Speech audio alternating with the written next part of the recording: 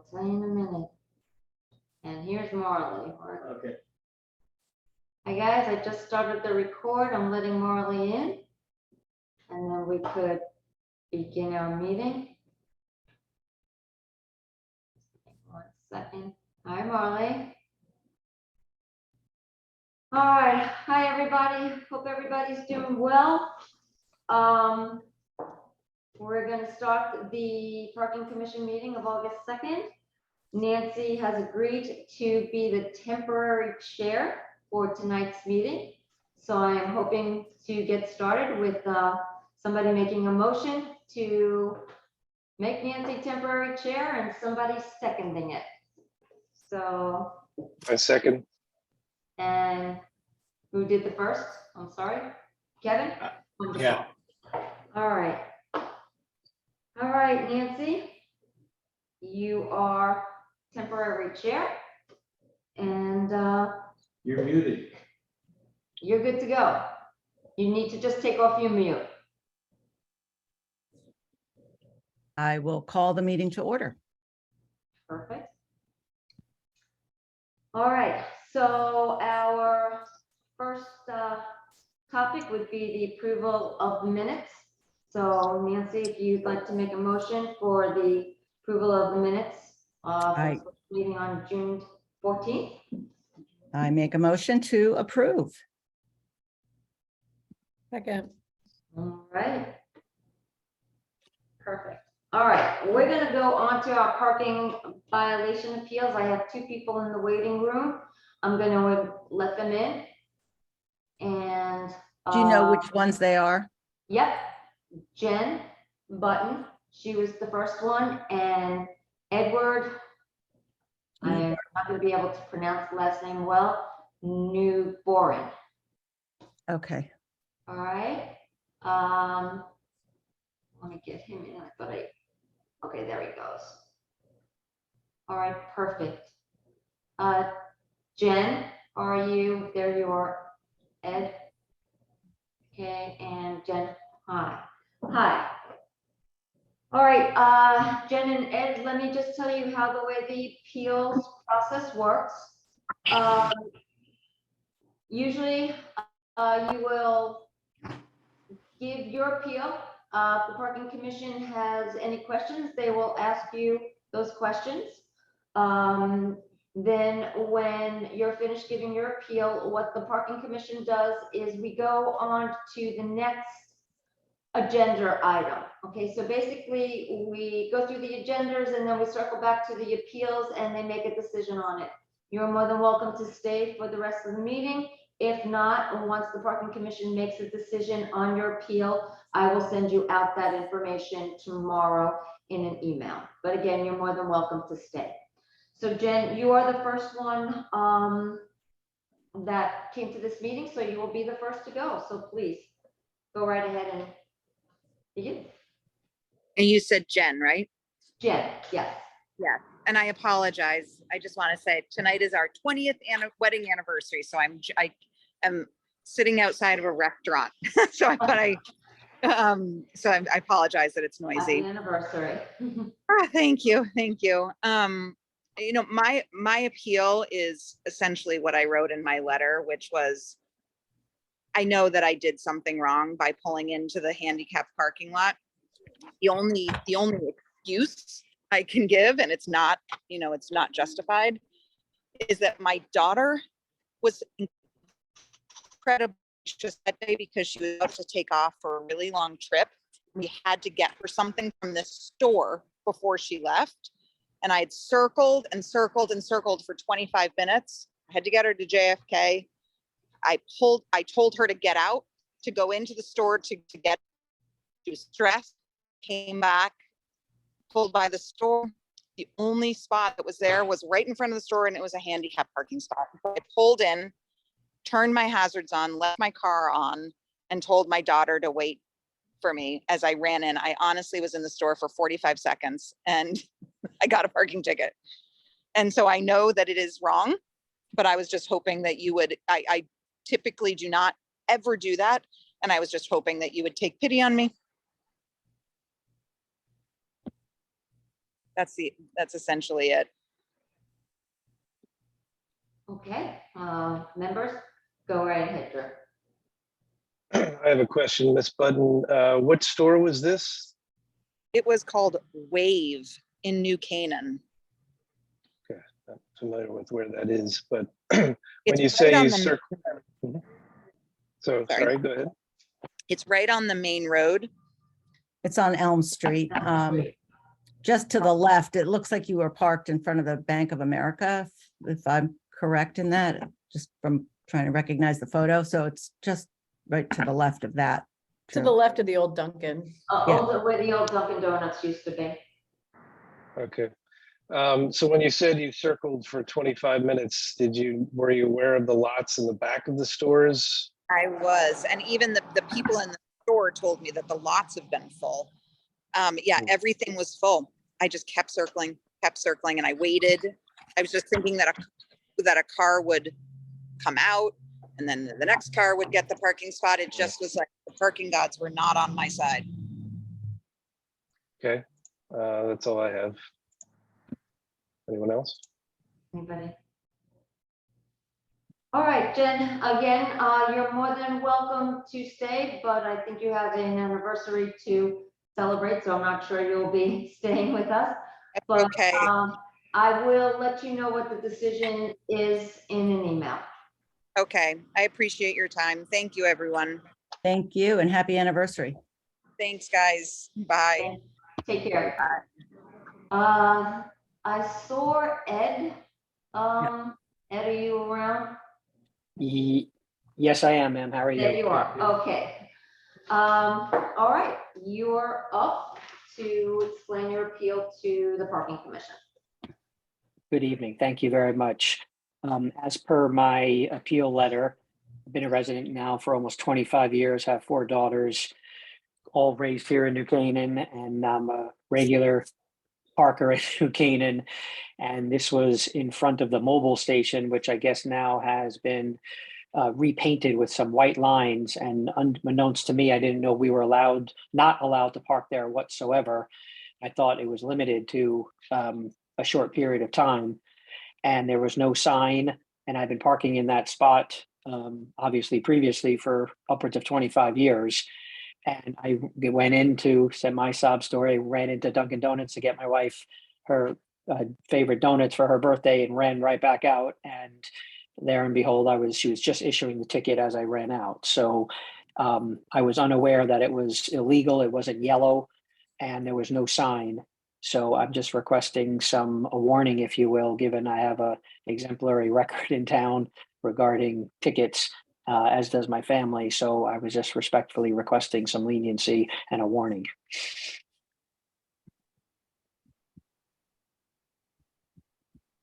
Questions? Drew? This is a question for you, Stacy. Do we have a photo of this? I'm trying to. Yeah, it's in the email. Yeah, I did send you guys a photo. I actually have another, pardon me, Stacy, question. When were those white lines painted? Well, when they redid the street, they did mark the lines, but the lines are diagonal and they're stripes. Okay, that regardless of what it was previously, it is now a no parking zone. And that's why the line is an angle with stripes in it. That means a no parking zone. They don't necessarily have to be yellow. They could be white. It's the way the designation on the ground indicates. A regular parking spot will have a straight line that comes out from the curb on the start of the spot and the end of the spot. Anything with an angle, anything with lines in it, even if it's just an angled line, coming out from the curb to the edge of the start of a parking spot is still a no parking zone. And we do not have to have both signs and street markings. Yes, Drew, sorry. So I did find a photo, and I have some questions on that. So if you look, Sir Edward, Mr. Newborn, excuse me. Edward is fine. No worries. Is your vehicle the VW pictured? Yes, sir. I'm not looking at your picture, but yes, it is that blue Okay, VW. great. All right, so I see that is on some diagonal lines. However, Stacy and others, I do notice that ahead of his parked car is some other diagonal lines, but they're much more closer together, which to me looks more obvious. I also wonder if the Jeep that I'm seeing in the left side of the image looks like it's also illegally parked. That's Was the that parking tagged too? officer's car. Sorry? That's the officer's car. Oh, It's a Jeep. okay. Anyway, to me, Unfortunately, I can't bring up the picture because I'm having some problem with my laptop and my desktop, so I. that's fine. That answered that. But again, to me, it looks like, you know, some lines are closer together, some are not. Like, can we just pick a pattern that's obvious? And this could be in a gray area for me. Do you see Yeah. that there is though a diagonal line that the lines are in, correct? Yeah, but you know, again, they're white. That's what parking lots are. You know, you're driving around. Are we distinguishing with the subtleties of the lines? Whereas the area just to the north of the driveway where he's parked, that's obvious because it's much more closer together. It looks like, you know, prison stripes to me. So anyway, it's just a visual design thing. I wouldn't know why we would deviate from something like what's ahead of the car as opposed to what's under it. It seems to be a little bit vague. And if there are no signs there, then it's sort of like, well, is it no parking or isn't it? So that's my take anyway. Yes, Kevin. I have like two quite like comments. The first one is that I drove by there today. There's no signs at all in that middle spot because this is like in between the two driveways for the mobile station, and like I know that we've gotten rid of a lot of parking spaces for like sight lines and stuff, and that historically there was like two spots there, and then I think at one point there was one spot there. Mhm. So I mean, I don't know. There's keep taking away spots every single time we repaint. And the second thing is Unfortunately, yeah, that would I be mean, the case now, yeah, yeah, when we repaint and repave. yep. And the second thing is that the loading zone across the street from Dunkin' Donuts has the same like white stripes. Excuse me? The loading zone across from Right. the new Dunkin' Donuts Donuts. has the same white stripes, but it says like loading zone, so you can park there, I guess. And Kevin, is it the same white stripes that are Yeah. under the VW or the more denser white stripes that are? It's more, I mean, it's the exact same things, basically. Because it's labeled, but it's labeled loading zone, right on Is it it, as well. oh, is it? Yes, got it. You have the word. Because there's a car loading zone. parked on it today. Yeah, we specifically had it labeled on the street loading zone, because people had a tendency to miss the signs. So Got they it. wanted it clearer. So yes, we did label it loading zone. So you probably didn't see underneath it that it said loading zone. Stacy, so whose decision is it to paint those diagonal lines either yellow or white? Is it just happen to be what paint is in the can that day or? No, I think if my understanding is correct, it's usually white when you paint the lines on the street. Okay, yellow means, I can't totally speak to it, but yellow signifies something else. So they don't usually paint the lines yellow. I mean, you can for it to stand out, but it doesn't have to be. It's my understanding it could all be white. It doesn't, a no parking zone doesn't have to be in yellow. We could do it in yellow, but if you want to be consistent and make the town look nice, they keep it white. That's normally the way they paint the lines. And then what about the granite curbs? Do we not paint the granite curbs ever? No. Okay, that's what I thought. I just, Granite curbs. Because that would be too clear.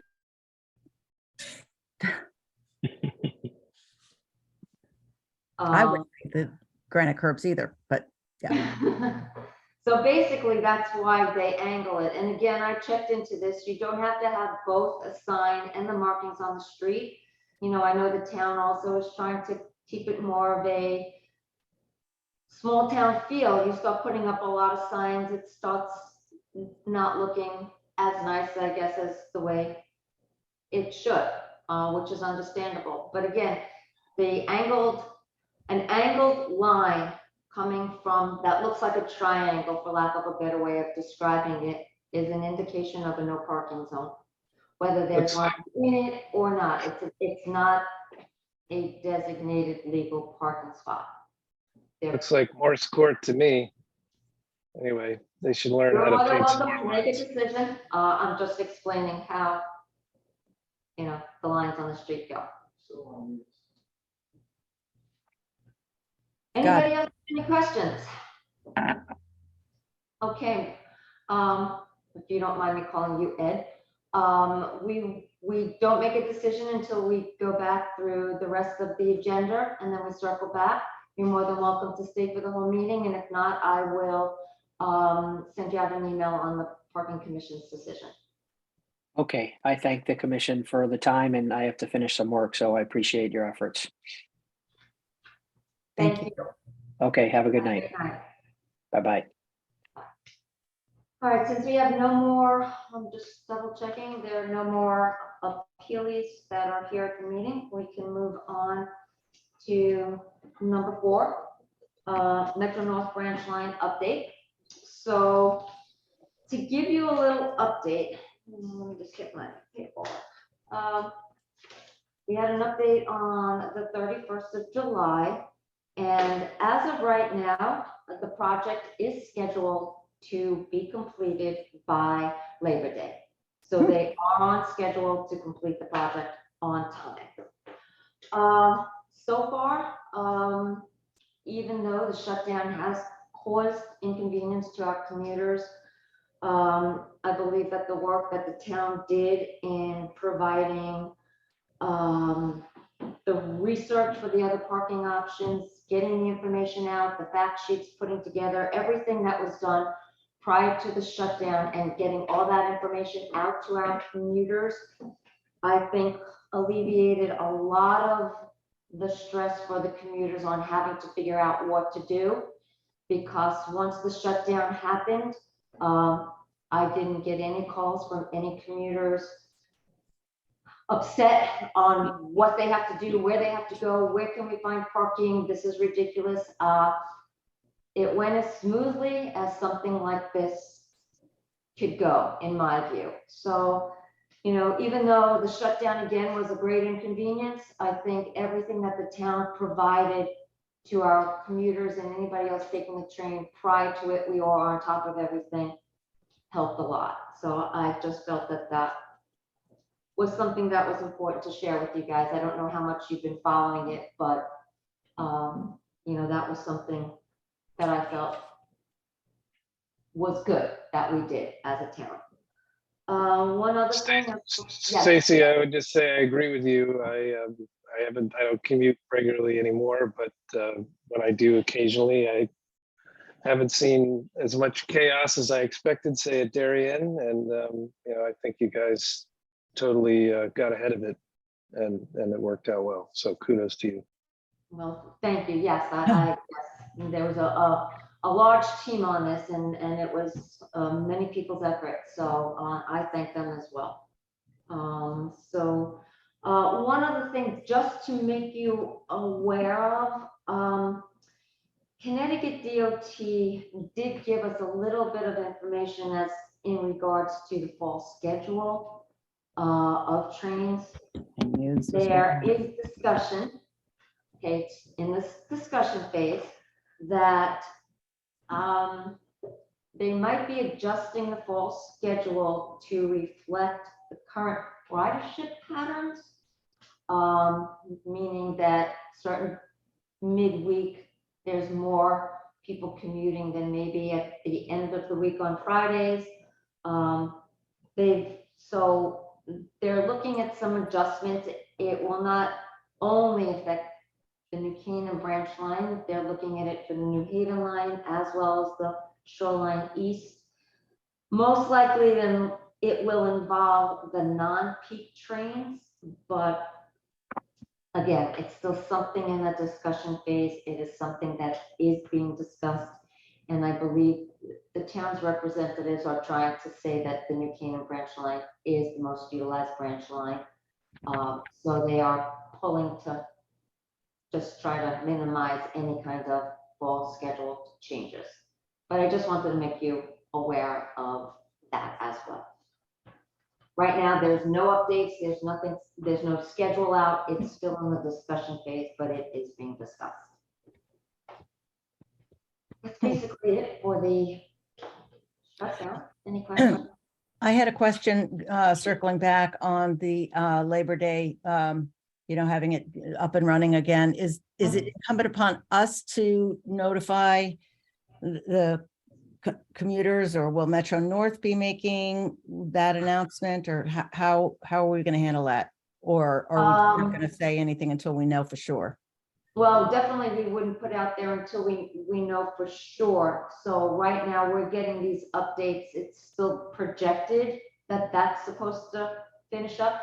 But yes, we will definitely, like we did with the shutdown, send out information on when the train line will be resuming. I don't know if it's up to Metro North or not, but waiting for them, we will do what we need to do to let everybody know. Yeah, I don't know if they put up notices in the trains themselves or what have you. Yeah, that I don't know either. And again, they're talking about it resuming on time. We're keeping our fingers crossed. Anything else? Any questions? All right. Right, circling back to number 5, the old business. So I know on the June meeting, we discussed the renewals on and how we will compensate the commuters who already have a current permit that they can't utilize. And it was a recommendation that we would extend the current permit year for the amount of time that the shutdown is in place. So hopefully it only looks like 3 months. We would extend for our current permit holders, extended 3 months, and then the renewal period would start. So if we're looking at 3 months, I'll give you dates. We would extend it 3 months to November 30th. That would be the expiration date, the new expiration date. Then we would start a renewal process for a December 1st start. It would be a 9-month permit at a 9-month rate. This was the recommendation. It's going to go before. I think this is the best way to move forward for our current commuters. It's the easiest way to do it. And to do anything else right now in August, if I were to start a renewal, even at a prorated amount for a September 1st start, would be virtually impossible. I usually need about at least a month to a month and a half to get all of that process started. So again, it wasn't decided on the last Board of Selectmen meeting, so we're bringing it to you. As again, I'm bringing that recommendation to you again to see if your thoughts have changed on that. But I think that is the best way to handle the current commuters who were not able to use their permit for the last 3 months. Yes. So are you just inquiring as to the amount of the delay? Is that the point, the narrow point we're discussing here? Not pricing. Say that one more time, John. I'm sorry. Well, what you're asking is if the delay of 3 months and the prorating for next year of 9 months is good with us? Is that the question? How to compensate our current permit holders? Is that still your view that would be a good way to move forward with that? I would say prior to this meeting, I would say yes, but now I'm wondering, well, what if they don't start back up on time? December is like a short month. Should we either wait until we're officially back online and then Well, again, allowing that extension will then give us the opportunity to, if it's not finished on time, then move it out again. fine. So we wouldn't set the exact 3-month period, because if it does go further, then we would extend it out again. But just so that we don't do a renewal in September. Right. Okay, fine. That makes sense. So the wording is however long the branch is out, we will extend. Yes, with the hopes that it's only going to be 3 months. And And- we'll resume in September. So my question is for a commuter prior to any of this that might have just gotten, moved here and gotten a permit in September, then you would only give them that 4-month prorated permit for the balance of the calendar year, and then they would renew again for 12 months at the beginning of the calendar year. This is an effort to kind of keep everything and all the renewals at the same time. Amen. Correct. So when we go on to the next agenda item, it'll be explained a little bit more, but anybody that doesn't have a current permit, and let's say the branch line does go up on time and they want to start commuting and they want a permit starting September 1st, they will actually, because our normal permit year starts September 1st, will then be paying for the full year. Okay, they won't get a prorated amount. Mhm. They will be started in September. And just our- the regular permit. Are like back office systems and payment systems like We can adjust. good enough to our- manage 2 different sets of renewals at 2 different prices and Yep, we can have blocks built to do that. Yeah, I checked. We can make that work. And what about like the what is the priority wait list that has like what is it, like 200 people or something? No. Yeah, 200 Yeah, people so- on it. so- That's like, So that would be the next part of this discussion. So again, we have 300 people on the priority wait list. They were supposed to make their decision had no shutdown occurred by August 31st, whether to reinstate their permits or go back on the wait list.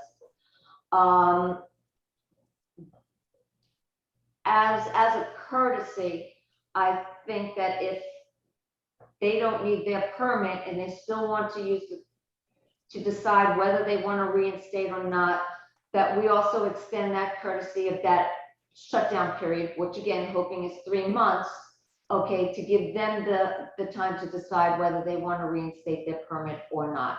So this extension would apply to the current permit holders as well as the people on the priority list. They would have that extra time to decide.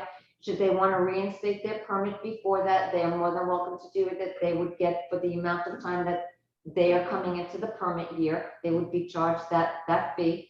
So, they wouldn't get any kind of 9-month prorated amount unless, of course, they started their permit on December 1st, because by November 30th, probably a little bit before, they have to start notifying me whether they want to reinstate their permit so that I can get the applications out to them so that we can get them renewed by December. And- 1st. and how long, like, how much time would you give them to like, would you send out like a notice, like you're gonna be taken off the list in like a month? Is that like enough time, or do you want to tell them now? We're going to put together a notification in regards to the new renewals, what we decided here, how long the extension date is for the current permit holders. We'll lay everything out. We've already talked about sending out an email to our current permit holders, letting them know, and the priority list people. I guess We if do that- they're not like yeah. current permit holders, why do they get 3 more months? Like, what wouldn't they know in September that they would know in?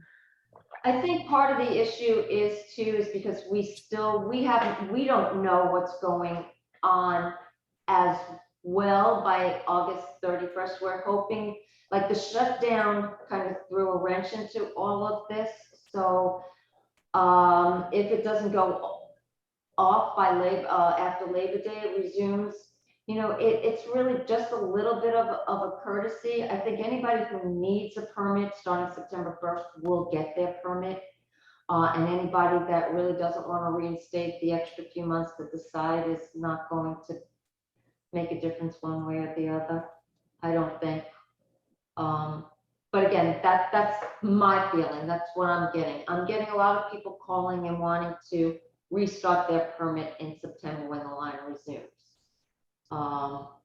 You know, and I'm not saying a lot of people will take that extra 3 months. It was just something that we're going to extend it. Again, recommendations.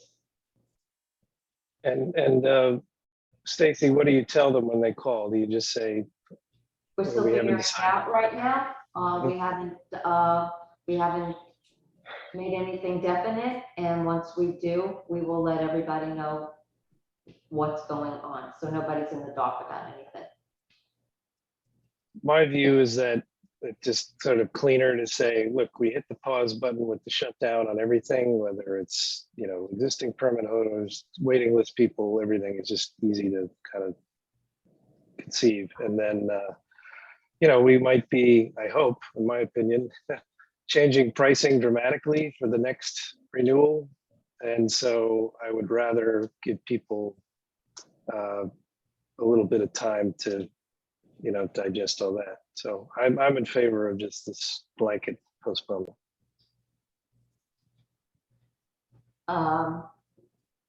Any other thoughts on that? No, I mean, in that vein, it makes sense because we haven't had the pricing discussion yet. I just wonder if we're like leaving money or commuters who want it sooner, but you know, everyone will put off things. A lot of If people. they want it, if they want it, they can start it. This doesn't stop anybody from reinstating their permit. It just gives people who are still unsure about what they want to do a little bit more time to decide. Right, but I'm saying there's other people not on some priority wait list, right? Like, so do we get those people in sooner? Unless I'm You know, misunderstanding. I have to tell you, prior to the shutdown, I called 51 people off of the wait list, and I got 12 responses. That was before I stopped when the shutdown occurred. I don't think a few extra months is going to change anything one way or the other. You know, from what I've been seeing in response to the notifications. I think a lot of people on the wait lists are also chose to put their permits on hold too prior to that. You know, if they responded back, you know, some chose to put them on the priority list as well. So, and in agreement with Drew, it does make things a little easier being consistent with things, you know, than trying to make different. Yeah, no, I don't totally disagree with that. I'm just trying to think through all like all sides. Yeah, no, absolutely. You know. So would it be okay to recommend to the Board of Selectmen that to do the postponement for the amount of time shut down? If it does extend a little longer, we can extend that a little longer as well. That a move to vote? Do we make a move to vote? Yeah. I second. Okay. So, Nancy, we're gonna go with you made the move to vote, and who's second? Drew? You're on mute. Nancy, you're on mute. Yeah. Oh, yeah, okay, perfect. Yes. Okay, So the motion passes. motion passes. Okay. Unanimous. Okay. So I emailed you all, I hope you all got it, the fee schedule on the new permit year. And I can explain a little bit about what it looks like. Bob is going to share his screen. We were having a little technical difficulties with me, so we're hoping this works. Hoping you guys could see it.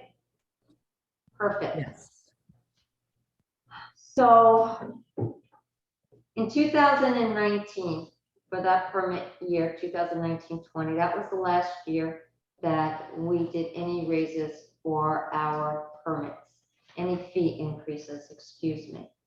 That the fee has currently remained at the 2019 rate, and through this current permit year. So it's been about 3 3 years.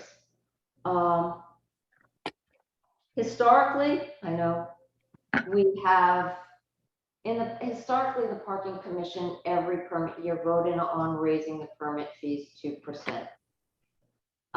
We're coming to a period where, since we haven't raised it, we're looking at proposing a 2% increase.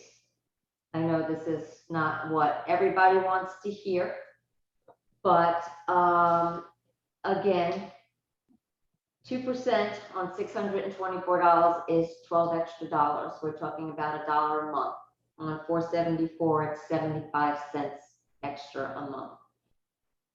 Just to make you guys aware, I don't know if you're aware how the permit fees fund the town for improvements in the parking lot. We have a separate fund called the parking fund. Okay, what happens is the parking fund is utilized to, it was created so that money from the permit fees can go into this fund and be used for improvements in our parking lots, for maintenance of our parking lots, to improve the train station, it's used at Town Chill for those coverts. It has to do with any of the parking lots throughout the town. And what happens is the fee difference, they started with a base rate in 2011. And every year that the permits were increased, the difference in the rate was used to calculate what went into the parking fund. They would take the difference and multiply it by how many permits were sold in that given year, and it would go into the parking fund. And the parking fund has been funded by the difference in the fees. So increasing these fees this time around would increase what goes into the parking fund, and again, would help to improve the lots, the maintenance of the lots, the striping, everything that has to do with the parking lots. I'm just giving you this history so that when I say to you, I recommend that I think we should do a 2% increase, since we haven't done that in many years, you might be able to take it into consideration. I see Drew with his hand up. Go ahead. Sorry to interrupt, but so many questions and comments. Yes. First of all, on this parking fund, yes. do we have any data of how we, first of all, let me ask about the scope of it. So it covers what? Paving, painting, sweeping? Does it cover any of your budget, like parking attendant enforcement? No, no, it's strictly to maintain the lots and improve the lots. If we All the want lots to repave, we match. if we want to repave, if we want to deck, if we want to put covers over the stations, that's what it's used for. Okay. So The Town of Chill covers. okay, so the question is, since that base fee was decided on, 12 years ago, Mhm. how have the fees, are we breaking even? Are we running a surplus every year? Obviously, the Oh, last few years right now we have about 945,000 in the parking fund, approximately. But on an annual basis, have we been running a surplus or breaking Yes, even? yes, to my knowledge, we are, yes. Obviously been running a surplus, but we also need to pave our lots. So the 100% of this goes into that parking lot maintenance fund, Not or 100%. The difference between the different rates. So there was a base rate in 2011 that was set.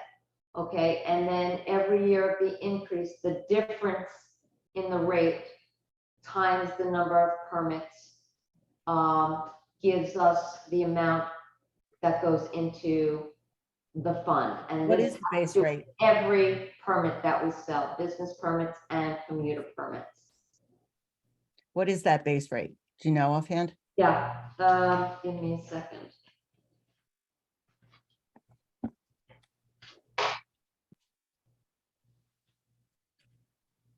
The base rate for the lumberyard was $4.92, Richmond and Talmadge was $3.96. That was the base rate that was utilized back in 2011. What was the railroad again? I'm sorry, What was the railroad again? 492, 482, 492, 92. yeah. And if we didn't have this fund, the lots would never be improved. There's no like budget in the town or anything else for paving. So trying to give I'm not gonna say no, I wouldn't say the lots wouldn't get improved, I think, but you would have to find funds from someplace else. Back in 2011, if I could remember the history, I think the parking commission had always felt that they should have a separate fund just to maintain these lots, because so that they wouldn't have to go other places to try to get money to maintain these lots. So that's why this fund was created back then. And I think the parking commission had been asking prior to this. I wasn't the manager back then, so I wasn't fully involved in all of it. But the parking commission had been trying for a number of years to try to get this fund developed. So I think it's important to keep in mind that, yes, I know you probably feel that the permit prices are probably a little bit higher than you might want. People are willing to pay it. Yes, true? Sorry, again, didn't mean to cut you No, off there. you're Just fine. standing by. So, Yeah, go ahead. so a couple things. A, I don't know if you were able to, and it was last minute, apologies, to kind of get a survey of what other towns are charging for their commuter I parking. absolutely was. I got your information for you. Okay. So if you give me 1 minute in regards to that as well. Okay. And Do you have any know- kind of specific that you want me to? boy, I don't know. It would be great if it was in one of these spreadsheets that you guys prepared, and maybe it could be something we consider. I think we're all probably in agreement that we're not going to decide this tonight, right? I'm not on board with that. What the fee should be.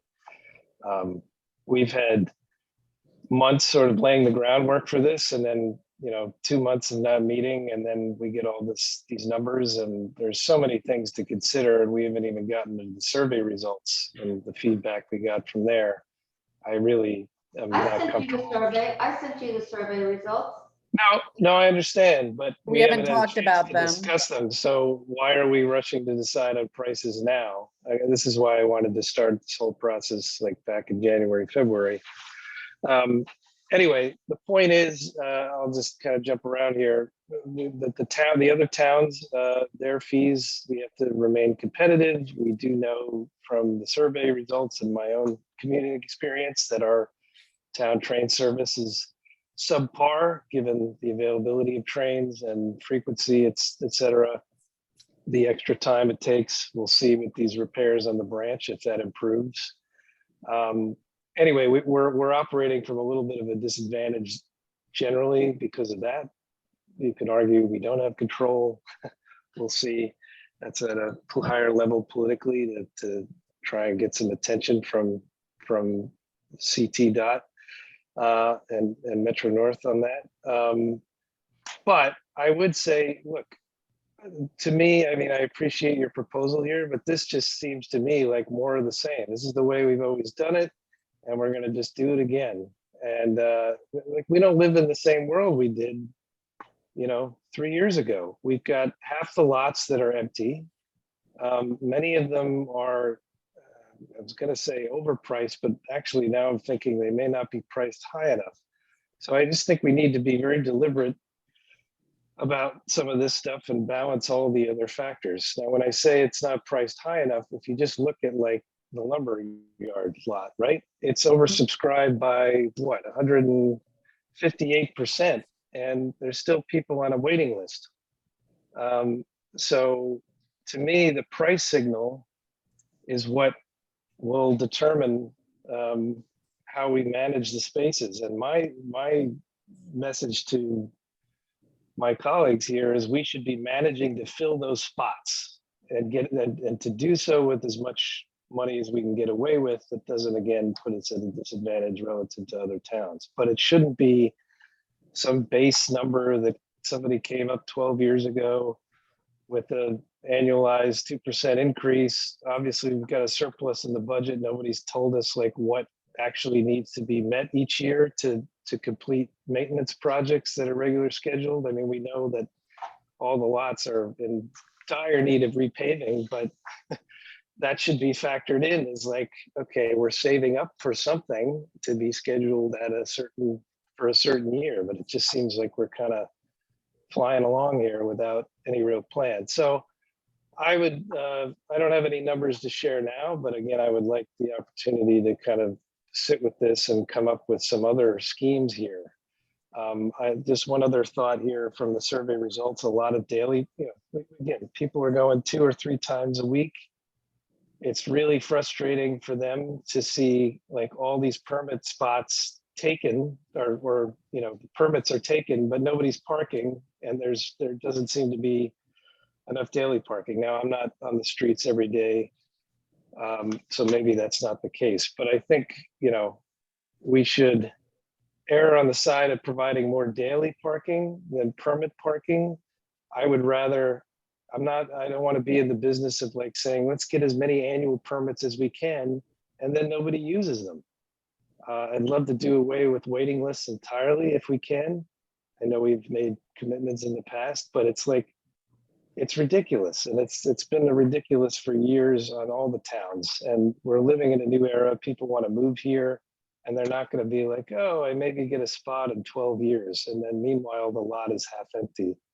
So anyway, I have a little bit of a ramble here, but those are my thoughts initially.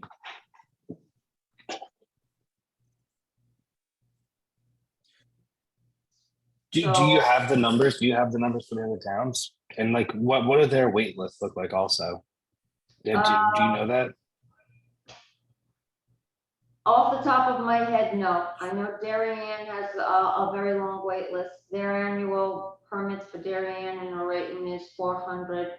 I can tell you Westport, just spoke with the person that runs their department, $400. Now, this is not including the sales tax. This is base pay, $400 for 1 car. If you list 2 cars, it's $500. Glenbrook, Springdale, it's they work a little differently. You can buy a permit per month, or you can buy it 3 months, 6 months, or a year. If we do it annually, like we would do ours, because we do ours annually, they would be $600. Greenwich Plaza is $720, and their other permit lots are $456. So yeah, we are higher than some, and then almost comparable to others, and then a little lower than certain place in Greenwich. So I think we're comfortably in the middle. If it was with me, when we've always been in the middle. Most other surrounding towns are always been a little bit lower than us, but again, at proximity to where the permit lots are to the train, even the pay daily spots, the permit lot, Talmadge Hill, the permit lot is right there. There's really not much walking to do as opposed to other places in surrounding towns. You might have to park a little bit further. So however, it's proximity to a train that, on average takes 15 minutes longer than just about everybody else. So, well, let's hope that's what these improvements were supposed to be. So again, keeping fingers crossed, it narrows that gap down as well. I'd actually be curious to see what Wilton's, or to understand what Wilton's costs are as well, since they're a spur Yeah, line. branch line, yeah. I couldn't find anything on the Wilton website, and I tried to reach out to somebody, and I wasn't successful in that, but I did attempt to see. And do any of these towns, we have like yearly rates, but like Darien, Westport, you know, That's Greenwich. all annual. Those are annual. The Right, only but do they offer other options like Darien, can you buy a 30 pack or can you buy a 10 pack or? They offer daily parking. They don't offer the one-day permits to my knowledge. They only offer daily parking or permit parking. Yes, but the permit, I think you mentioned just a minute ago, there's a 3 month, 6 month first, was that That was Springdale? Stanford, Glenbrook, Springdale, that's Stanford, not Darien. But again, I think at least I got from the 20 pages of answer to that last question, flexibility here. And again, we could. Yeah, we definitely, I'm open to all options to be flexible to try to get a wait list down. Again, we're in a really difficult point right now with the shutdown, wondering what's going to happen in September, the priority list. But once we pass all of those obstacles, definitely revisit the wait list. Again, like I said, I made notifications to 51 people prior to the shutdown. And Right, with so if 12 people, I don't know what's going on. Right, but if only 12 people respond, and let's say we repeat this in the fall, does that mean if you don't respond, you should be booted, right? I mean, Well, let's be kind of clear up. Yeah, after a while, if you don't respond, you didn't, we're moving on to other people. It's not fair to the other people on the wait list. Yeah, Yeah, that's what I was gonna say. I had Yeah. someone who's new to town. He's like, what's that wait list? Like 12 years? I'm never getting on that, even though I And it's drive by it not. every day and it's It's- empty, I'm like, oh. I was like, we're talking about it tonight. Give us. some time. I am calling people that I believe went on the wait list in 2020. That was unheard of a few years back. It was literally a 6-year wait to get to your name. It's not that anymore. Like I said, I'm getting to people who went on the wait list in 2020. But yeah, I'm curious what other people think about just like optimizing for filling the lot and giving people flexibility. Again, just kind of throw like, and again, we have to be competitive, but just kind of putting that aside, I just think the game of like trying to get annual permits, as many as you can, and then now we live in a world where nobody's commuting every day and they're not using the space, it's silly. They're empty storefronts. I would rather charge less potentially or more depending on demand, but get those spaces filled.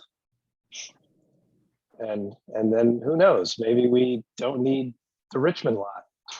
I mean, we should try to fill it with the right pricing signal, maybe make them all into daily spaces, but there's a prime bit of real estate that's just not serving any purpose. I mean, again, things may change, but I don't think we're ever going to go back to 5 days a week. And also it sends a signal like, live in town, don't live too far away. Maybe we'll build some more units of housing. You can actually walk to the train. Anyway. Yeah, Drew, I mean, I'm with you on that one, that I think the world has changed so much and that, I've been reading about all these like office buildings and stuff that are trying to optimize their parking lots, right? Because they pay either a third party to manage the parking lot or it's real estate that's on their books that's, not getting used or that, people are paying for or not paying for and empty spaces. And how do you kind of optimize? And I think that's like the key word here is like, how do we optimize getting these spaces filled, getting revenue in? And then I think the point too is good about this parking fund. Like, what are we saving money for and what's the plan for that? And like getting these things repaved. I Right. think there's like a giant sort of like strategic plan that has to happen here. They don't. This is the first time I've heard about this fund and I've never Right. seen a budget. It's kind Like- of strange. And Well, is there you a- guys, I know, that's why I wanted to give you a little background because you are new. We are all of you are new to this position. I've been here 2 years. Is there a lockbox on that? And then you've heard it before, well, it had to be brought up before with the permits, but I'm sorry. Stacy, is there a lockbox on that fund? I mean, is it actually sitting somewhere available? Or, is it like the state of Connecticut that, Oh, goes no, in? it's available for use, when whoever makes a decision to do what we need to do in our parking lots. But yes, no, it's available for use, absolutely. Was that fund used to like repave the center school lot? I think that was the last lot to be done. Uh, I know that the library had to throw some money into that, but I would have to check into that, to give you an exact answer. I don't want to say, of course, because I need to check into that. But again, that's what it's there for. So, if there's extra funds that need to be utilized to do our parking lots. and could those funds be used hypothetically if we change the like the fee structure? Because I know that like the machines don't allow something doesn't allow like the bi-weekly. Wasn't that a thing? Like, do you want to park twice a week?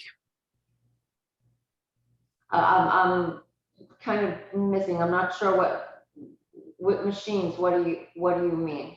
I'm sorry. Wasn't there?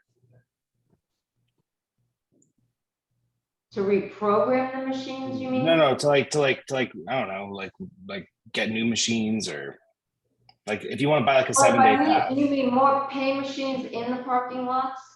Yeah. I could use those funds, yes. We had to replace machines and those funds were used to help replace machines in that lot. Again, it has to do with the parking lots. So any improvements for the lots, we can utilize The it. last time it was really used was for those shelters. Right, the That was shelters, just done a year or two ago. when we couple put years the ago. shelters on Town Mitchell platform. That's what it was used for as well. Yes.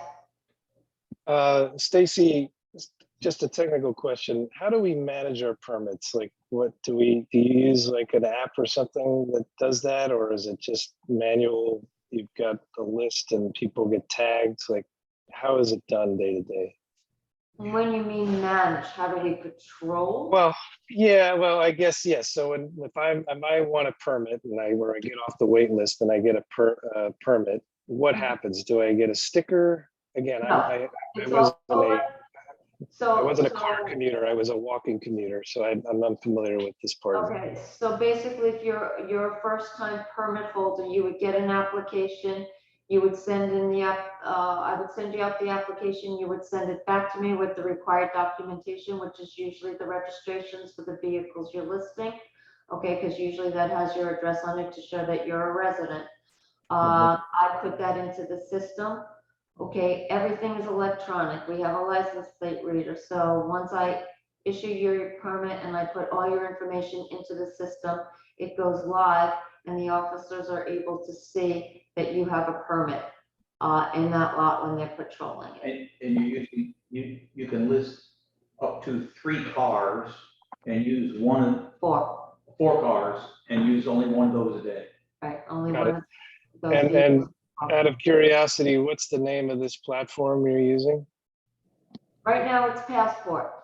Okay, and would that be pretty much able to manage different tiers, if we decided to go that route? So if we went to monthly or quarterly or something like that, it could figure Yes, that out perhaps potentially? yes. All right. I mean, just as a next step for me, I totally think we should hold voting on anything for another meeting. But it would be helpful to kind of get a list of these prices and get some Wilton numbers. And again, I am surprised that these other neighboring towns don't have tiers as well. But maybe that's the case. We may need to be a pioneer in that regard. So as far, I'm sorry, Bob. Just the Board of Selectmen are going to be raising this issue at their next meeting on the 15th. And Oh, I frankly don't care. I mean, we've had our own schedule here. Yeah, you could, I if you'd could. let me finish. Yeah, This is a very nominal suggested increase. There's been a lot of work by Stacy and others on getting more parking permits out there. There is a strong movement with a lot of the companies to try to get more people back to work more days per week, especially being led by the financial services industry. We found before they had the temporary shutdown that the lots were used, the daily lots were used, and the permit lots were being used a little bit more. But it was mostly the daily lots. And there were days that they were almost all full. Tuesday is the biggest day of the week. Wednesday is the next biggest, followed by Thursday, Monday, and then Friday's the least day. This is a good chart that was put together and a good suggestion. It's making the people whole who couldn't really use their permit unless they took the bus. And we track the parking over in Darien. You look at the lot, that $8 lot that's been over capacity many, many days. And that's $8 a day, which comes to, I don't know what the annual rate is, but if you just paid $8 a day for a 12-month period, you're almost up to $2,000.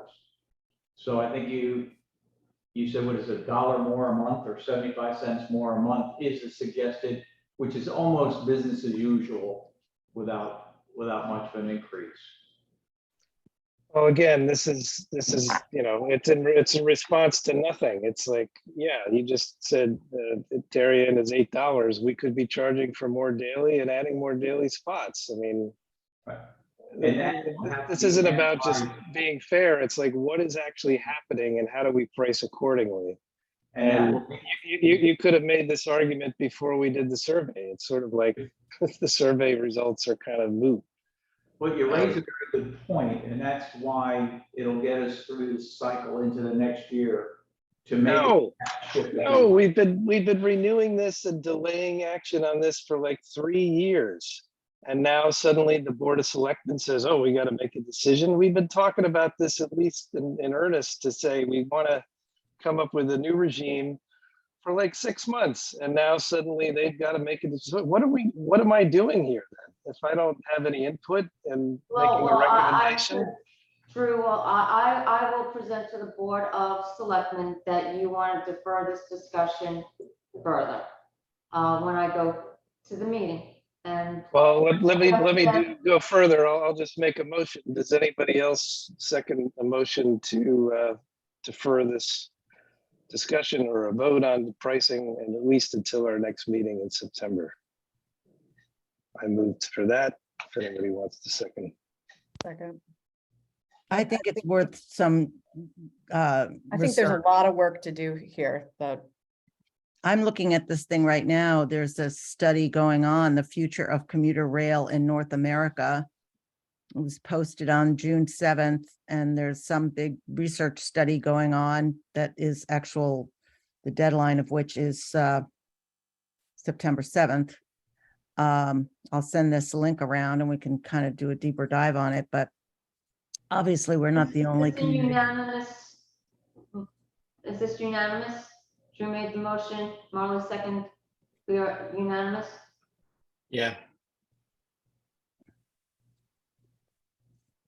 Nancy, did you vote? Or do Yes. you want to? No, Okay, I so- suggested that I think it is worth Okay, All right, further I'll discussion. present that when I go to the Board of Selectmen. and Robert, just a point of clarification. You said, before the shutdown, the lots were full. Were you referring to the daily lots or the permit lot? They were getting more full. The daily lots were full Wednesday, Tuesday, and mostly full on Thursday. Friday, they're just about empty. And Monday, half to 60%. Right. Uh, But Mondays that's are busier sort of than- consistent with the survey, right? I mean, Yeah. in Yeah. a sense, Yeah. with at least some of the anecdotes we heard. And all that we are reading. We've been Right. following, just like you have, I mean, this movement to get people back to the office. And the fall may see some changes, and again, a lot of what we're reading is the financial services industry is trying to get their people back more. Yeah, they've been doing that for 2 years, and it's kind of conjecture. Until it happens, I think we just have to, you know. We're seeing a lot, Yeah. we're seeing the lots filled, you know, every couple of weeks we were seeing them get filled more and more. But the permit lots or the daily lots? Because again, Permit lots. Like Both lumberyard and- Yeah. was starting to slowly fill up. I'm not gonna say there was a big influx, but yes, they were both starting to slowly fill up on the heavy commuter days, which was Tuesday, Wednesday, Thursday. Again, Monday and definitely Fridays, but Fridays were light even prior to even COVID. Fridays became a light day in general. But after that, it was Tuesday, Wednesdays, and Thursdays, and we started to see an uptick on Mondays as well, but it would be both the commuter lots and the permit lots. I'm sorry, the paid daily lots and the permit lots. Do we have data from Metro North on the percentage of their ridership pre and post pandemic? It was really surprising how little information Metro North had to provide us. Very little. Most of what you saw with all the statistics and the use of all the parking lots in the various towns was from us. Yeah, well. Going or- there. or It's Rob got, was it's going got to out exist and somewhere. And the guy from Condot said this is very helpful. Yeah. Jeez. I mean, it's shocking. Oh, if their ticket taking abilities are any kind of indication, I could see that where, Yeah. you know, it's kind of a wild guess of who gets on where and for how long.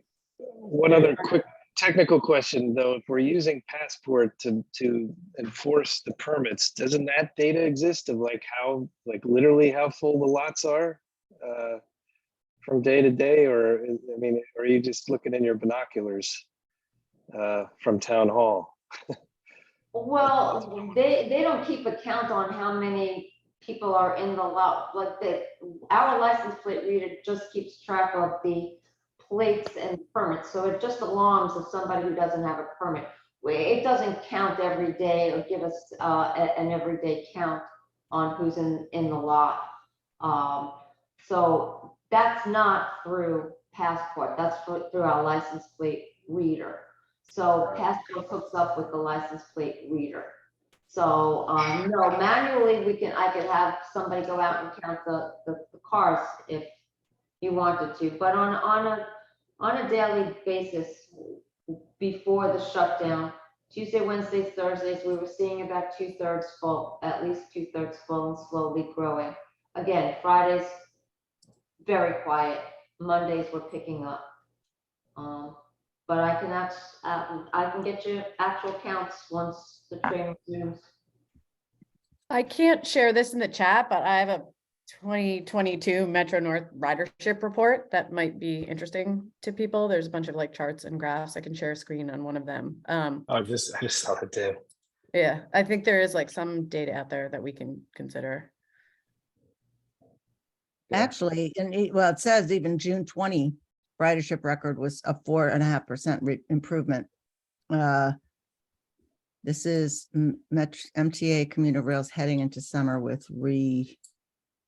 this is June Again, 21. Yeah. That's I'll probably just open that up. aggregate, right? I mean, so It's it's hard getting it hard. down to, it's hard getting Yeah.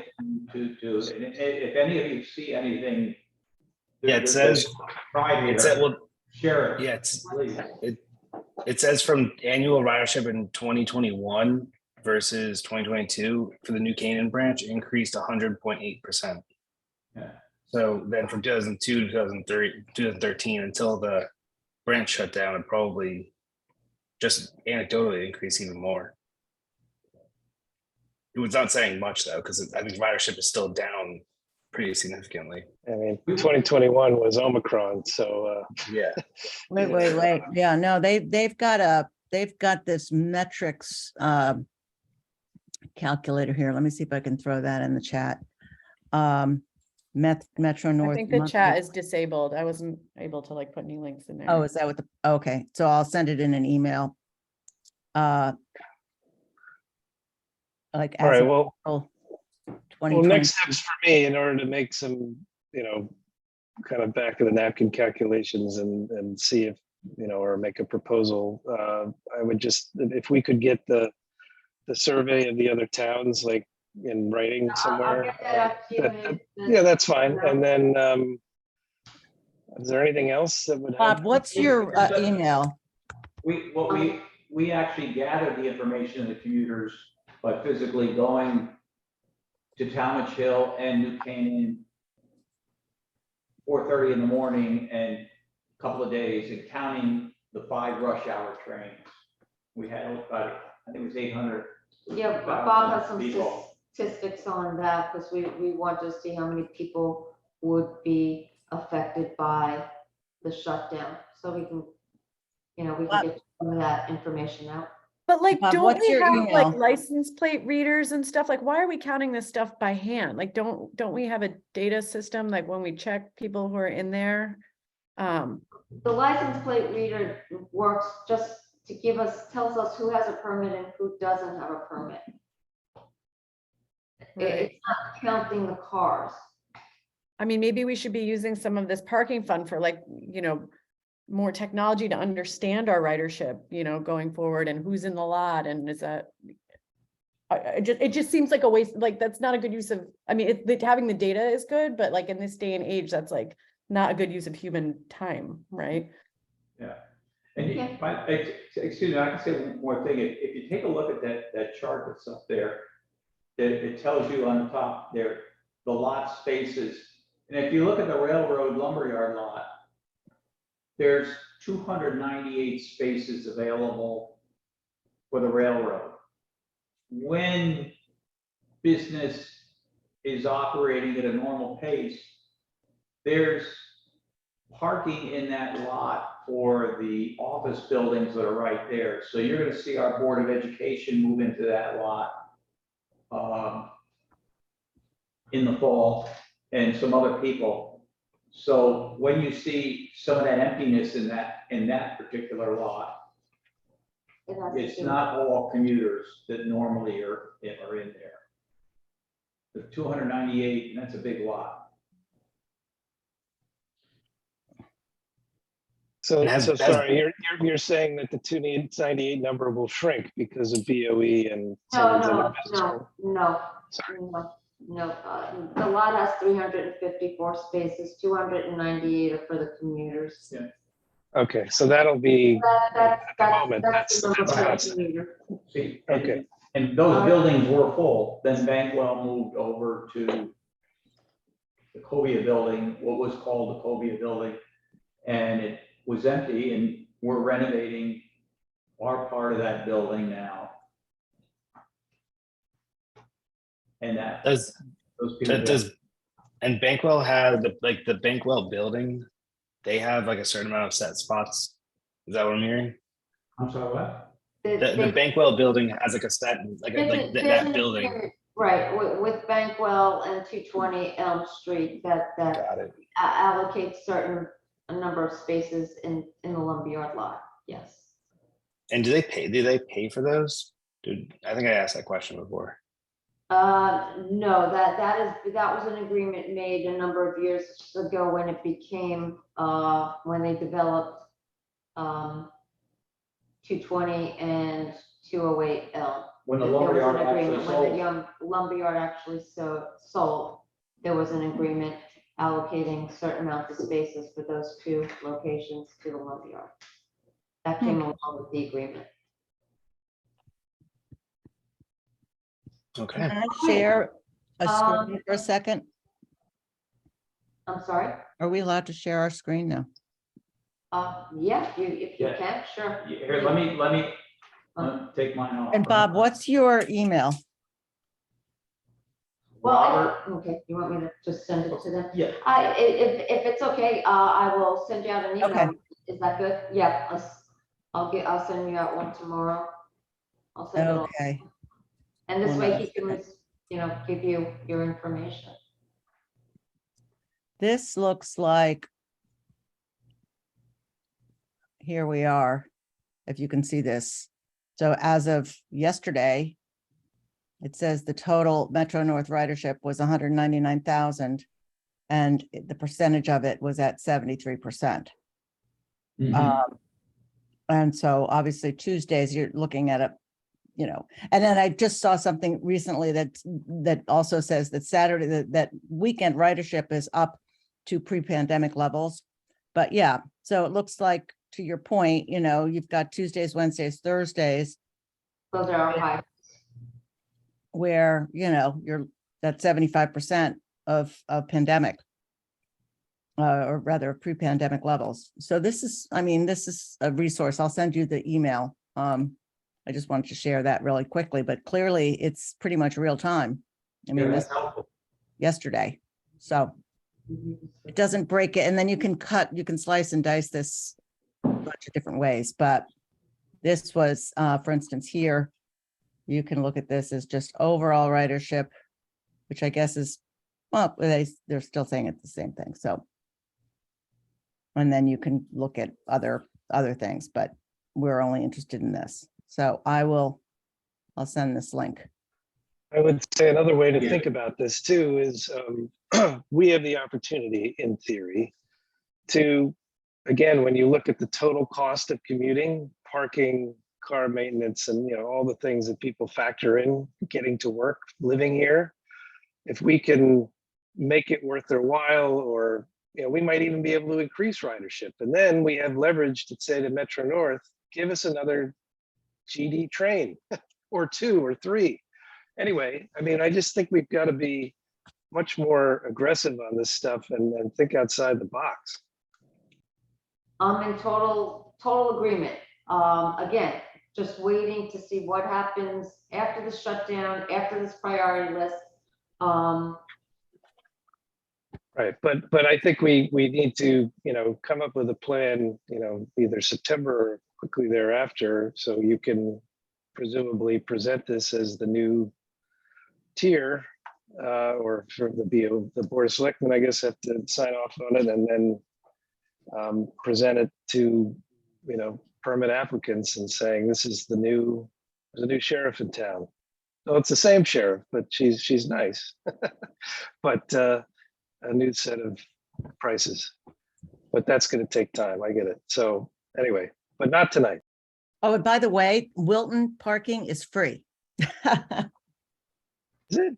Get Yeah. out, Maybe what? that's why I couldn't find What? anything. Yeah, it's free. All right. Like I said. I That's tried to- almost as shocking as the number of tabs you had open, Nancy. I know. I'm Sorry. like, nah, I'm changed. You should see the number of unopened emails I have and the number of voicemails. Well, I'd love to confirm that, because boy, that's hard to compete with. They don't have huge lots, but they also have limited train Oh. service. Except I don't know what it takes, what the time is from Wilton to Norwalk to New York. Well, right. So that's another thing to factor. Do you need, and then, maybe you still need a permit and they just don't charge for it. I don't know. That kind of. And it might be, I know some places will give permits, but it doesn't guarantee a spot. I know towns that do that as well. And, anybody can get a permit if they move into town as long as they're a resident, but that doesn't mean that you go into the lot and you have a spot. So, that's a direction too. I'm not sure how many people would be happy with that, but, there are some towns that do that. But keep in mind also that the, like Darien in particular, many of the towns, the lots around the station are controlled by the railroad. State. And they mandate what the fee is you can charge at those lots. And how they offer, because Jerry Ann has to let go on a first come, first serve at the station. Because that's controlled by Condot. Just like As our opposed to deli spots, it's a us, first come, first served basis. We own our lots, the lumberyard, Talmadge Hill. It's a little bit different. Keep learning new stuff. Here's one other technical question. You know, I remember when Mr. Ritchie was chair of this commission, we would always talk about historically, you know, we would offer more permits, you know. So my question is, and since you've been on, Stacy or Robert, what is sort of the lowest number of oversubscribes that we've gotten away with? In other words, I think you've probably always offered more permits than the, Always, is it almost 257? double. Right. It's- but is there like a floor to that? Was it 275 or 300? You know, like what? Because that just shows that, you know, even when things are great pre-pandemic, not everybody's using their permits, and it just, Correct. again, that's a real problem at the lumberyard. So- Let's start with the other. Prior to the parking department getting the permit job, should I say, okay, giving out permits was coming from the selectman's office, and it was a one in, one out kind of thing. So if somebody dropped out of the permit lot, they went to the next person on the wait list. That's why the wait list was so long, okay? Prior to my getting into the parking department was given the task of giving out permits. And what usually happened was those permit lots were monitored pretty much all the time. And the reason why we oversold it is because when monitoring the lots on a daily basis, you would notice that 10, 15 spaces were open on a daily basis. We were also aware that, and that's why we had cleaned up the wait list several years ago, that people would just put their name on the wait list. So half the people that we were on the wait list really didn't want a permit. So you would move down the wait list and half the people would say no. So eventually, that's why we started charging for the wait list. It literally went to half of what the original wait list was. But the way we work it is we monitor the lots. If there's a certain amount of spaces open, we would go down probably a little bit over what the spaces was. So if there's 15 spaces open, you'd go down 20 names. You would get maybe 10 people out of the 15 taking the permit. So you continue to go down. So there was never a really set type of way of doing it.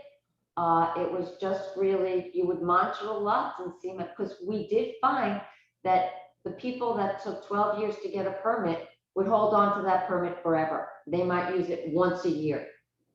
But they were not giving that permit up for anything. That's got to stop, as far as I'm on this You commission. did stop it. Yeah, so eventually, people realized that there were other options available to them if they wanted to go into the city, which wasn't getting out there years ago. People didn't know. Pay daily spots, one-day permits, things like that. So eventually people would start giving up their permit, but that's how it always has been, and it always seems to work. But that's why, as you see, there's 298 spaces, there's 470 permits in that lot issued. There's Right. not 470 people parking in that lot at any one time. So that tells me it's either too cheap or something else has to change. Well, Wow. and it could be that people just go occasionally and they're holding on to it because to them, what we charge. Or we could charge for daily, make the same amount of money, but then people actually use the lot as opposed to, not. So anyway, you get my. Or we can gather some sort of information from, the license plate reader. I'm assuming like license plates are getting scanned. We know you get a ticket if you haven't paid in there, right? So someone's going in there every day and seeing who has a permit and who doesn't. Now, like, can't we correlate that data back to like, hey, you've had a permit and you parked in here 3 days this year, like.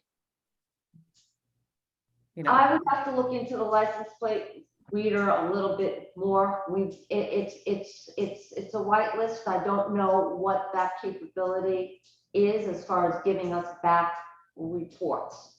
Okay, all Passport does was, you know, they supply the permit data, the license plate reader reads the data.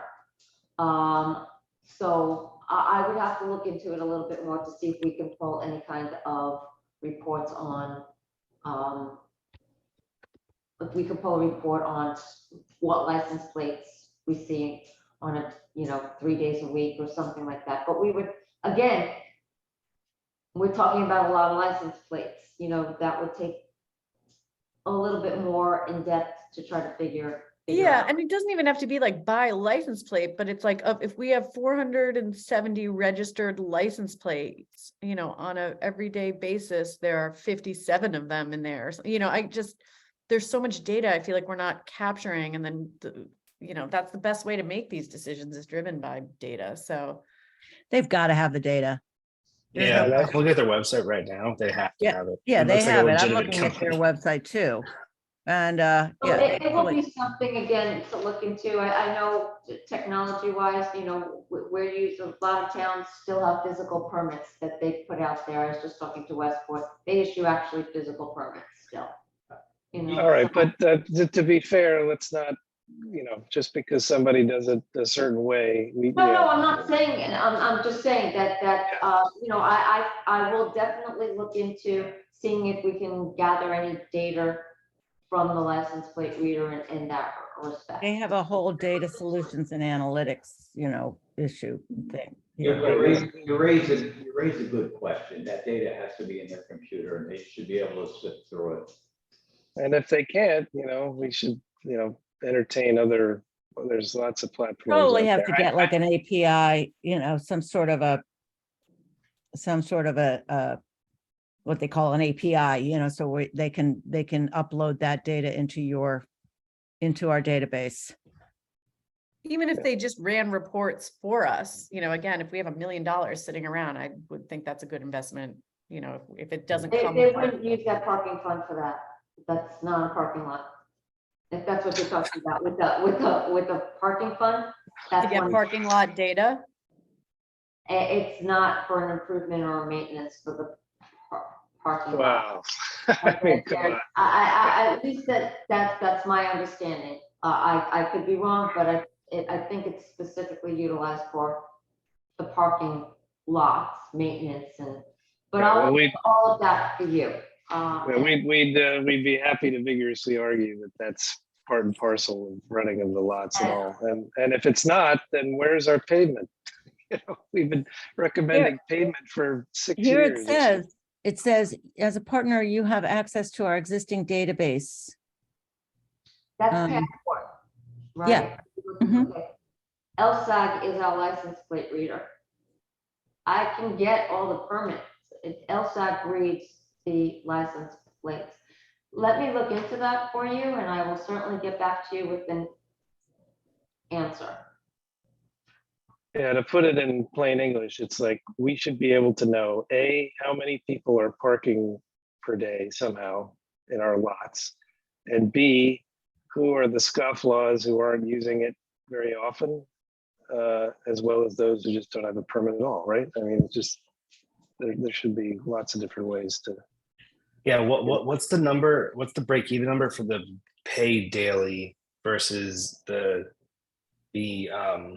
like yearly annual permit? And that should be like the cutoff. it's like 3 days. We've talked about this. It's So something, 3 days a week, right? 3.2 days or something like that. Yeah.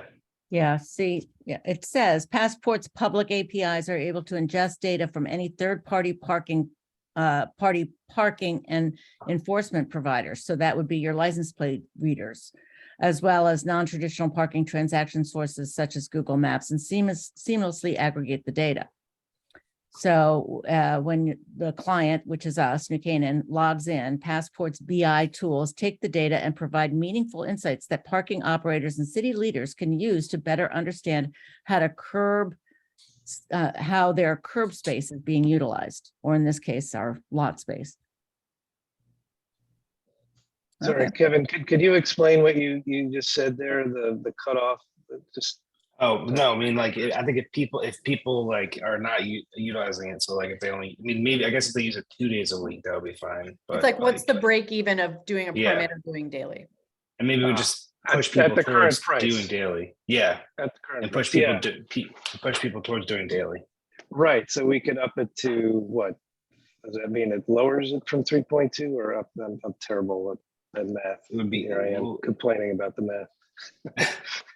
Well, it kind of depends on where we want to set the cutoff. Like if we say like the Right. cutoff would be 2 days a week, then maybe we increase the daily rate, and then if it's 3 days a week and it's 3.2, maybe we. But a lower cutoff is encouraging daily parking, or a higher cutoff is encouraging daily parking? Like well, like if you read all the license plates and say, okay, this person only parks there like once a week, but they Right. have like a annual parking permit, maybe we can say like, hey, Right, this would be a good place for you to go to daily. right, agreed. Yeah, so, but that is a good metric that we should play around with, because I was kind of doing some calculations and was trying to figure that out.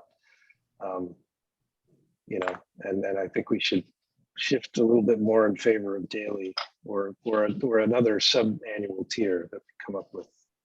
I mean, Well, if you Darien really wanna parking get is granular. 400, if Darien parking is $400 and some people are paying 2,000 a year, like we're missing some money here, Right. right? You could, I mean, you could actually, it's a commodity, right? So it's like you could do surge pricing even, just like Uber. So on Tuesdays, Wednesdays, Thursdays, it's going to be a higher rate than it is going to be on Mondays and Fridays.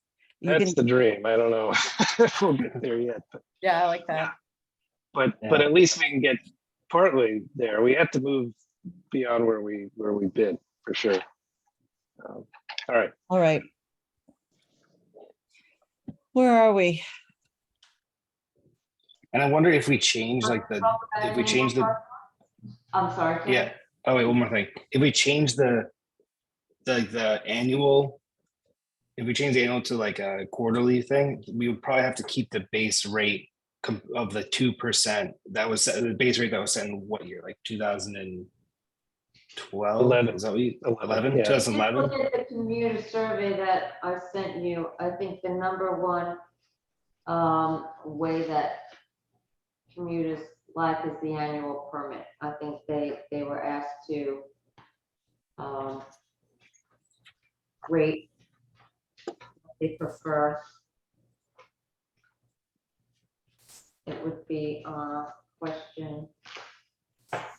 Yeah, the annual permit got like, they said they would prefer it more. It But would- I think but 60% said 2, so that's pretty high for the quarterly. What was 2? Sorry, 60% said which? Said 2 for the quarterly. 62.17.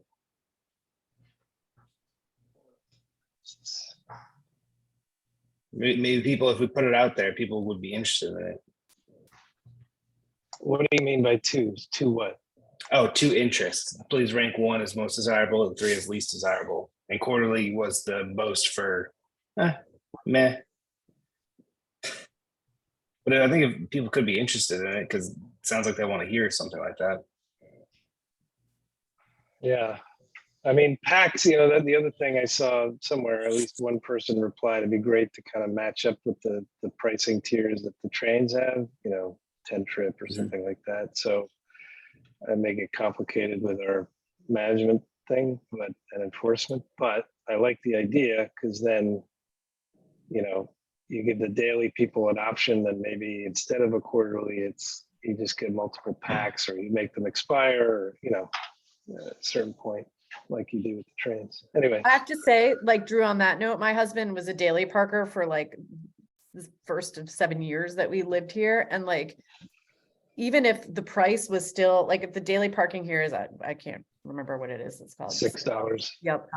So, even if the price of the 10 pack was just 60, he would do that because he got so many tickets for you know, you Right. get the Right, train, right. and the cell, you have no cell service between here and whatever, so he couldn't do Yeah. it. So if he didn't remember to do it in the office, I mean, we have so many parking tickets. Yeah, So you don't even have to like probably discount prices. People would do it Right. just to like save themselves the ticket. right. And the time of like doing it all. So yeah, I Yep. agree. Anything to get rid of fewer tickets. would be good. And do the tickets go into that fund? Where do No. the tickets go? The tickets, the tickets other than the actual New Canaan station itself goes into the general fund. The revenue from the tickets, other than the railroad, the New Canaan train station itself goes into the general fund. Which is The tickets from the train station go into the railroad fund. just the cost of your department. Plus where the revenue goes. That's the cost of the department. Right, the revenue has to cover, right, but it goes into the general fund, it goes into the general fund to cover the cost of the department and other things throughout the town.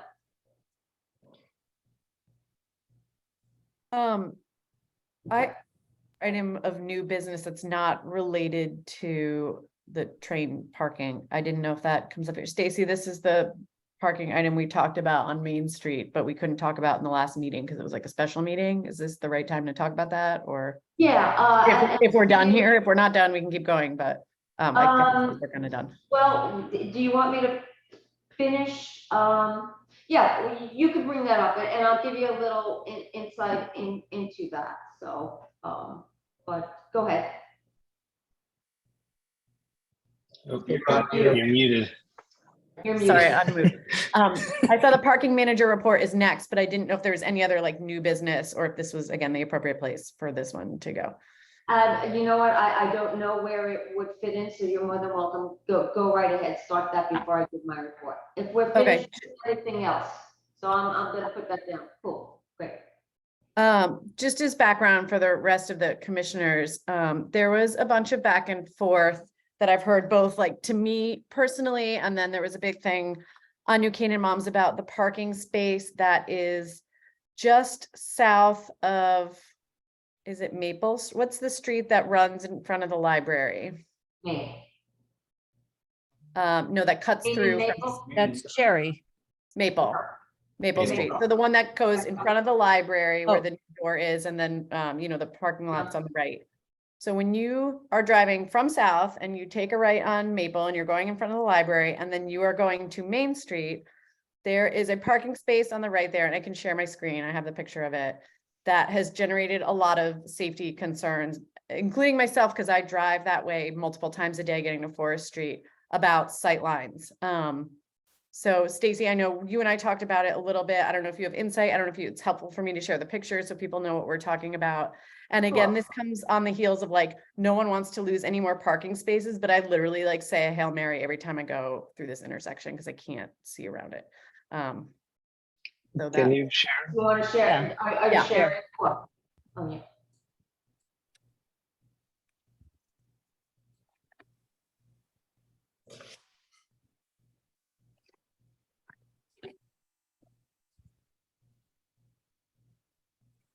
Ah, that one. Mm-hmm. Oh, right here. Yeah. so this is the spot I'm talking about. I mean, you know which one it is. So there's, some offsets from the crosswalks that we do in other places in town. I take a left here multiple times a day and I cannot see traffic coming north on Main Street.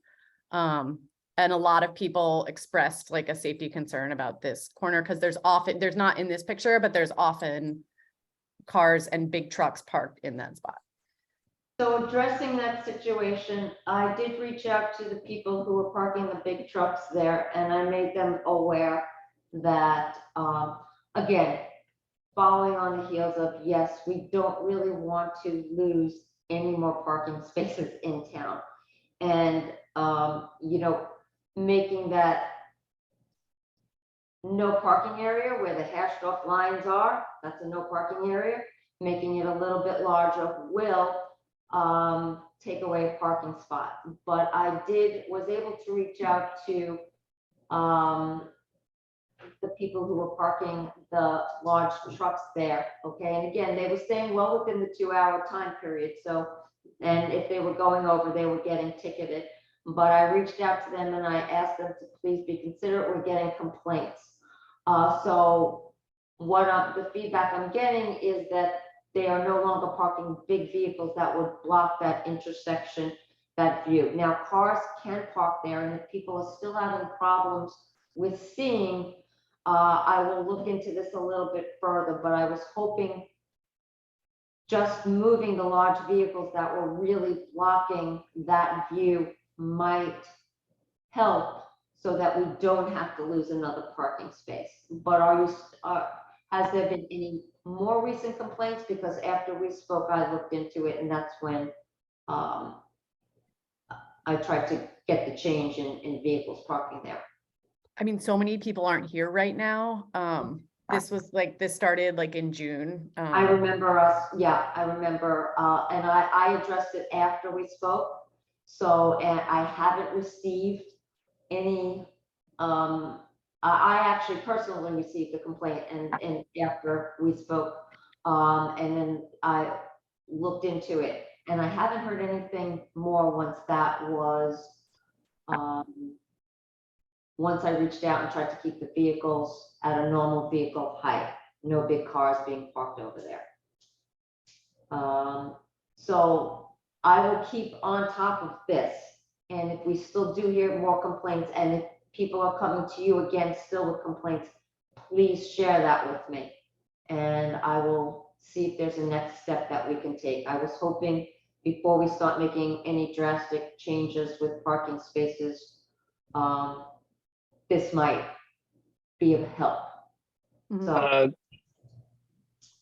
Yeah, and I'm hoping that the library construction will also smooth things out. I did want to point out before we left this image, take a look at the lines, folks. They're yellow, they're close together. Mhm. That's what it is. That's a no parking spot. oh, it was, yes, okay. No, okay. Yeah, the old lines, I'm not saying that there's some that aren't. Okay, but when they're redoing the streets, they're redoing it again in white, and those were new lines that are there. But do you see the lines? They're not pink. Why stop there? So Marley, yeah, please keep me, if you hear anything else, please let me know, because then I will follow it up. But so far, I haven't heard any more on my end. And again, I'm having the officers monitor it out there to make sure those large trucks stay out of that area and block it. So I am on top of it. Yeah. But I do want to hear if there are more complaints. Because then I'll have to look into this a little bit further, see if there's something else we can do. Cool, thank you. You're welcome. Last on the agenda, I'll make this quick, just to give you an overview of some of the other parking lots in town. Center School, the construction site in the Center School lot, they were able to shrink it a little for us, so that opened up some more spaces, 6 more spaces at least. So the overcapacity issue that we were having at one point, that seems to have died down. I haven't been getting calls that our business permit holders have not been able to find spaces. So I'm keeping my fingers crossed that this is moving forward. And then when the full construction is out of there, we should hopefully not have any problems. Telephone lot is officially closed as of the 31st of July. Those permit holders, most of them went to the Center School lot. Locust, pretty much status quo. We are not having any capacity issues, no complaints in there. And just to let you know, the employees are still grateful for receiving those free parking permits. Everyone that comes in there is very happy to get one, even if they're not working, 5 days a week. So they want to keep with the program. And again, with lumberyard, Talmadge, and Richmond, because of the shutdown, there's really nothing to report on that. Circling back to our appeals. Decisions have to be made. The wording is we're either going to uphold the ticket or we're going to avoid the ticket. Jennifer Button. It's a handicap spot. Yeah. I mean, I got Yeah. quoted in the paper today about handicap. I think I have to stay All firm. right. So are we doing 4 to uphold, 0 to avoid? Uphold the ticket. Uphold. Hold. Okay. I'm gonna use the first name, forgive me, Edward. Void. I think we should void. I void. Yeah. I mean, Void. so many reasons. Give me 1 second, 0, 4, okay. Mandy Miller, who is not here, hopefully you read the, Yeah, so she's in the white Range Rover. Oh, yeah, the one that, with the flash that- on. just to that's let it. you That's know. in, She had that was in the flash- exact same place as another appeal last meeting. That's in an right? appeal every single, that's a really, really tough spot. That's, Is there a way that we can somehow have people stop parking there? Like maybe put a better sign or put a, Well, they We put like a barrel or So something? to let I you know, mean, they have adjusted the signs. So now the sign is, again, right by the no parking zone. They've adjusted it. But again, she's in angled, it is not a valid parking spot. The 15-minute sign starts afterwards. But again, it's confusing. She You has her can say- flashes on, so anybody parking in a legal parking spot would not really be putting their flashes on if they know that they were in a valid legal parking spot, my view. She put her flashes on to park. she's I not vote to parked behind it. She's parked in front of the no parking sign. She, the yeah. sign is right, so the 15-minute spaces start right in front of where she's parked. The no parking zone sign is a little bit before that. She's actually in the area that's not supposed to be a no parking, that's not a no parking zone. Before the no parking zone sign is the crosswalk. Okay, but it's confusing. Use yellow paint. Till they do it, void. Oh my God. Alright? Yeah. That's the sign that the arrow was like taped on. Is that what we were talking about? Only because people didn't know where the 15-minute sign started. We're awaiting new signs, but I Right. was trying to help people so they didn't get tickets, so I put. That was the guy that last month went and drove his car from the Stretch Lab to the Greenology. Right? And that was exactly where he had the ticket. But to last- be fair, he was arguing about the signs for like 10 minutes, but he was parked in the crosswalk and that's what the ticket was. Yeah. for. I Okay. was like so confused about that conversation. I mean, the conversation needed to happen, but what he was talking about wasn't what he got the ticket for. He got the Right. ticket for parking in the crosswalk. This is less egregious than that, but the same area, right? Yeah. So I think it's a problem. I mean, I do think it's a Solved problem. it. We've adjusted the signs again, but again, it's an angle, line, means no parking. Not a valid parking spot where she pulled. If you watch, look at where the tires are. It's not a valid. She's parking. also like 2 feet off the curb. And her flashers are on. But ready for your decision. I Void. don't think we should void it. Yeah. I think we And- uphold. So, and you have you can see the little arrow, right? It on Yeah, on the can- bottom of that, right under the Yeah. bottom of 6 PM. Yeah, yep. I don't know. I really don't know. I agree with all of you, but I just think since it is confusing and we can't seem to paint lines correctly or do signs correctly, I'm punishing us to give us an incentive to do something else here because it keeps Well, coming up. Is it possible to fully stripe that triangle so it's more in line with the other striped triangles that we tell people they can't park in? Well, the angle goes from the corner of curb all the way to the beginning of the first legal part of the parking spot. Fill it in. Don't have like random triangles that are empty. Fill it in with stripes. It's Okay. it'll I cost will you pass that $5. on. Anyway,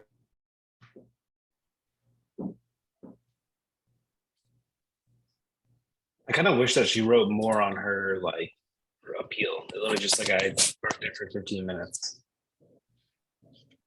For all we know, she threw on the flashers for the pick. Yeah. But I think we need to be consistent. So, I mean, I think we should go on record and say, yes, we need to establish consistency with road painting and signage throughout, especially, within the commerce area specifically. It is confusing, and I don't think that people really know that. Part of me was thinking, well, maybe we should send out some sort of or ask New Canaanite to publish, what do these mean? What does it mean when there's a diagonal line? Because maybe people don't really even know. Maybe they don't pay attention. We're living in a very, scattered world. So, How to drive in New Canaan. well, Need just to learn. kind of a recap of what the fines are. It might be helpful for people to know that parking in a handicapped zone is $150. And guess what? You read that once and you're probably going to remember it. just in the course of tonight, we've had 3 different painting schemes for the same thing. So there you go. But Yeah, who's in charge of painting the roads in New Canaan? Like some of it's the town, some of it's the state. It's depending on what road it is, yeah. Yeah. No. And is Yeah, it like but all town of- employees or do we hire someone? It varies, but it's usually a hire company. We will touch up certain areas, but it's usually a hire company that comes out and professionally stripes. But every state has, AASHTO rules about like down to the minutia, like of what to follow. So there shouldn't be any variability, certainly not within the town borders. And if there is, that's got to be enforced. Anyway, shall we move on? We agree. No, we didn't vote on it. Okay, We need to vote on that. I'm voiding, but I guess I'm outnumbered. I vote to uphold. Yeah. I don't know. What about you guys? I vote to hold, I think, It's a just to protest keep it vote for me. standard. I think the arrow is confusing. I get the slash on the road. I don't know. I don't want to be the deciding vote on this one. I mean, but it is Yeah, it is a no parking Goes to the space person. and you can't park there. So I guess I vote to uphold. so 3 to uphold, 1 to void. Mhm. All right. Yep. And Hazel Shalom. Oh, gosh, I feel bad for her. Yeah. I would void that.